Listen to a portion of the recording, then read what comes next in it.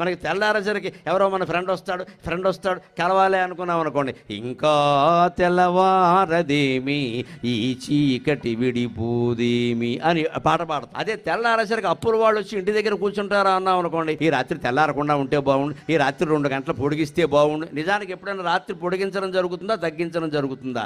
రెండూ మన మనస్సే. ఆనందంగా గడిచిపోతూ ఉంటే తొందరగా అయిపోయినట్టు ఉంటుంది. పిల్లలకు దసరా సెలవులు ఇచ్చారు కదా, ఇప్పుడు మళ్ళీ బడి తెరిచే వరకు చూడండి, బడి తెరిచే రోజున బడికి వెళ్ళమంటే వాళ్ళు ఏమంటారు, 15 రోజులు 15 నిమిషాల్లో అయిపోయినాయి అంటాడు. ఎందుకంటే వాడికంత ఆనందంగా ఉంది. మళ్ళీ బడి తెరిచాక సాయంత్రం వచ్చాక బడి ఎలా ఉందిరా అంటే, ఒక్కరోజు 15 రోజులు పాఠాలన్నీ చెప్పేశారంటాడు. ఎవడని చెబుతాడా? ఎందుకని వాడికి ఇష్టం లేదు. సెలవులు ఇష్టంగా ఉన్నాయి కాబట్టి తొందరగా అయిపోయినట్టుగా ఉన్నాయి, బడి ఇష్టం లేదు కాబట్టి ఆలస్యం అయినట్టుగా ఉంది. ఇప్పుడు ఈ కాలం ఎక్కడుంది చెప్పండి? 15 రోజులు 15 నిమిషాలు అనేది మన మనస్సులో ఉంది తప్పితే క్యాలెండర్లో లేదు, గడియారంలో లేదు, లోకంలో లేదు. ఇదే బ్రహ్మసత్యం, జగన్మిథ్య అని శంకరాచార్య అన్నది.